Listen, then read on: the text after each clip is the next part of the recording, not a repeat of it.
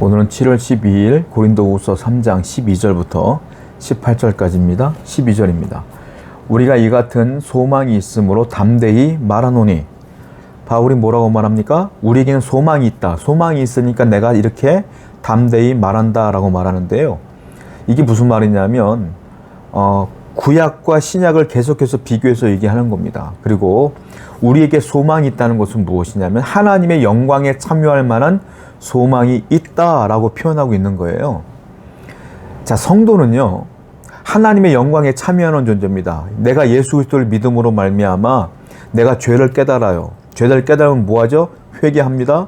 회개하면 하나님의 자녀가 되는 영광에 이르게 되는 겁니다. 그리고 내가 인생을 살아가는데 여러 가지 환난과 어려움을 만납니다. 그때 성령의 역사하심으로 말미암아 내가 그리스도의 영광에 또 참여하게 됩니다. 이와 같은 계속해서 주의 영광 가운데 참여하는 근본적인 원인과 이유는 어디에 있느냐? 예수 그리스도를 믿는 믿음에 있다는 거죠. 그분을 믿는 모든 사람들은 마지막엔 어디 영광까지 올라가느냐 하면 하늘의 영광, 저 천국까지도 올라간다. 그러니까 그것을 바울이 뭐라고 말하냐? 소망, 이렇게 표현해요. 그 영광에 참여할 소망으로 오늘날 현실을 참고 인내하며 나아가라 이거예요. 우리가 인생을 살다 보면 여러 가지 환난을 만나기도 하고 괴로움을 만나기도 합니다만 그때마다 내가 안에 있는 그리스도를 바라보면서 힘을 내므로 여러분들이 하나님의 영광에 참여함으로 그 소망을 갖고 이겨내는 여러분들에게 축원드립니다. 13절과 14절이에요. 우리는 모세가 이스라엘 자손들에게 장차 없어질 것에 결국을 주목하지 못하게 하려고 수건을 그 얼굴에 쓴 것 같이 아니하노라.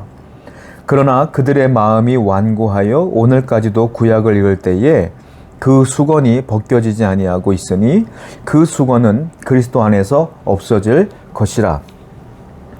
구약과 신약을 얘기합니다. 옛 언약과 새 언약을 계속 얘기하는데 모세에게 역사하신 영광이 있어요.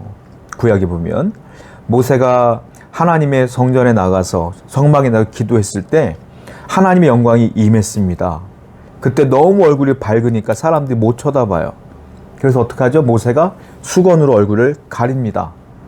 그리고 대화를 했단 말이에요.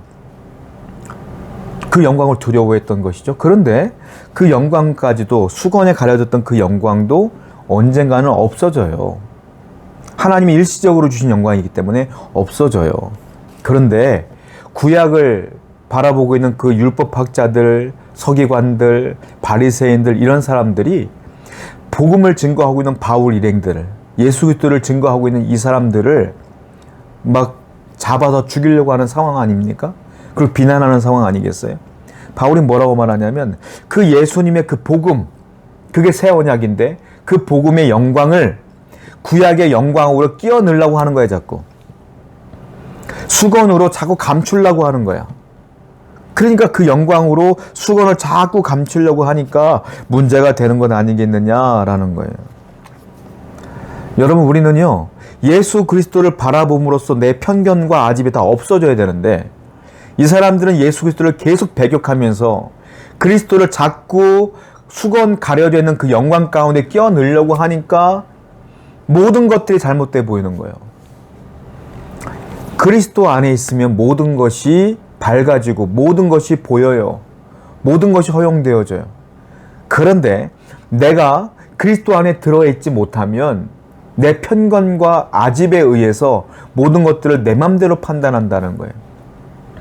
그러므로 주 안에 거해야 시선이 넓어집니다. 그리고 고집과 아집이 꺾여지는 거예요. 우리는 옛 언약이 아니라 율법이 아니라 그리스도의 복음 안에 거하는 귀한 성도가 되어야 될 줄로 믿습니다. 15절과 16절. 오늘까지 모세의 글을 읽을 때에 수건이 그 마음을 덮었도다. 그러나 언제든지 주께로 돌아가면 그 수건이 벗겨지리라.